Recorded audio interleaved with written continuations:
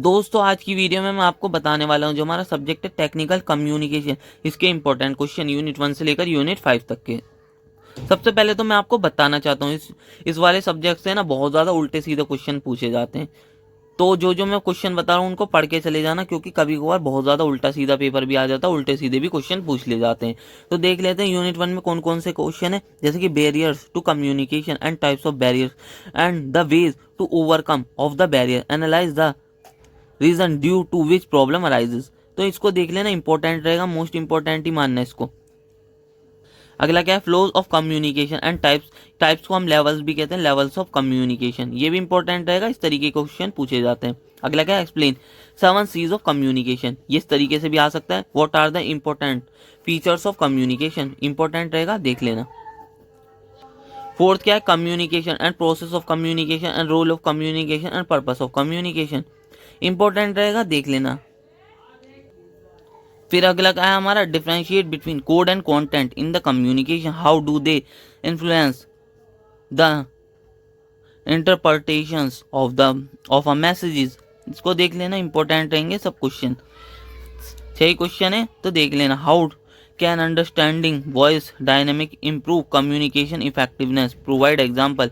तो इनको देख लेना, बस यही तो क्वेश्चन यूनिट वन में जो कि आपको 7 मार्क्स में देखने को मिल सकता है। फिर 2 मार्क्स के लिए कुछ क्वेश्चन आ जाते हैं, जैसे कि कभी कभार शॉर्ट नोट्स में भी आ जाते हैं। Vowels and consonant sounds, what is syllable, how many kinds of syllables are there, tones rising and falling tone, technical communication and its feature, what is noise, how noise are act as a barrier to communication।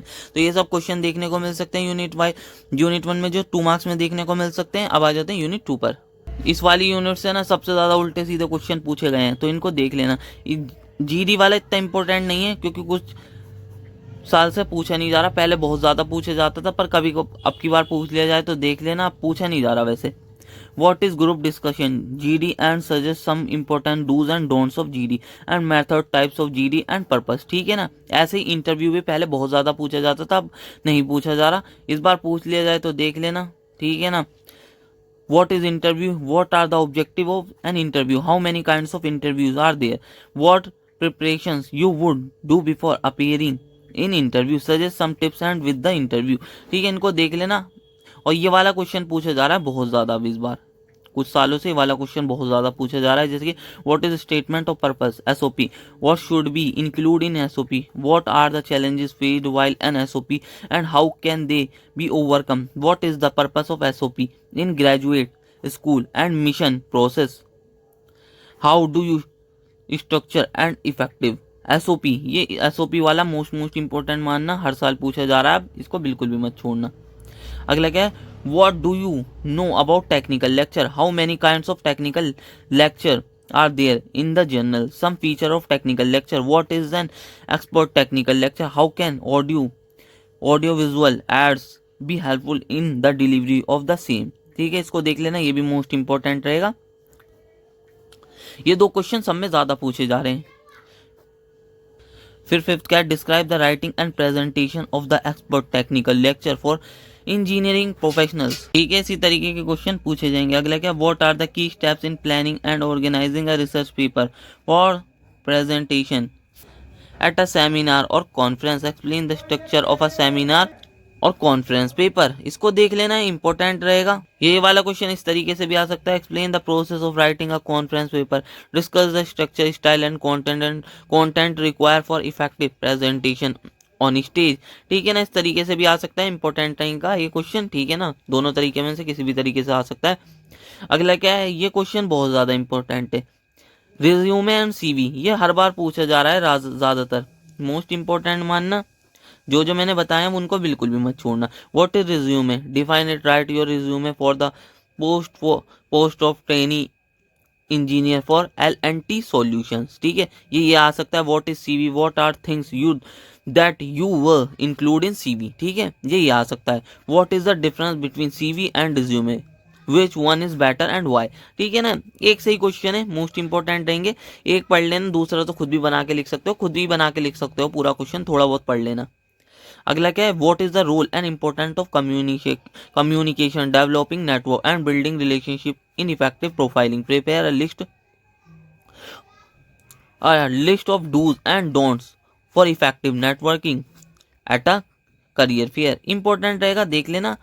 ठीक है, जो जो मैंने 100% बताए उनको तो बिल्कुल भी मत छोड़ना। ठीक है, 2 मार्क्स के लिए कुछ इंपॉर्टेंट है। What is seminar and conference, what do you know about effective profiling. ठीक है, यही क्वेश्चन थे यूनिट 2 में। अब आ जाते हैं यूनिट 3 पर। यूनिट 3 में देख लेते हैं कौन कौन से इंपॉर्टेंट क्वेश्चन है। यूनिट 3 में जो फर्स्ट क्वेश्चन है वो क्या है, how to pitch an idea, process, preparation and structure with example. Important रहेगा, पढ़ लेना। अगला क्या है, what do you understand by poise, passion and illustration in speech, how these element can be maintained in speech delivery। Most important रहेगा, पढ़ लेना। Project वाला भी बहुत बार पूछा जाता है क्वेश्चन, देख लेना। What is project report, structure of project report and types of project report, what is the project report writing and what are the main parts that should be include to make it clear for the reader, how would you present technical data to make it more accessible to non experts. Most important रहेंगे। अगला क्या, thesis वाला बहुत ज्यादा important है। Thesis writing वाला भी, what is thesis, what is the structure of thesis writing and significance. Important रहेगा, पढ़ लेना।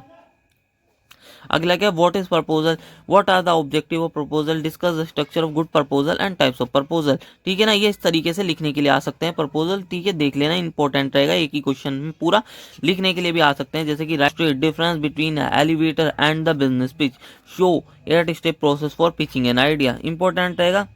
पहली बात ये मुझे लग रहा है पहले बता दिया था, उसी क्वेश्चन से वाला क्वेश्चन हो जाएगा जो मैंने अभी पहले बताया था, फर्स्ट वाला जो क्वेश्चन था। ठीक है, देख लेना। Outline the process, preparation steps and instruction need to present a innovative business idea for a fund raising to N.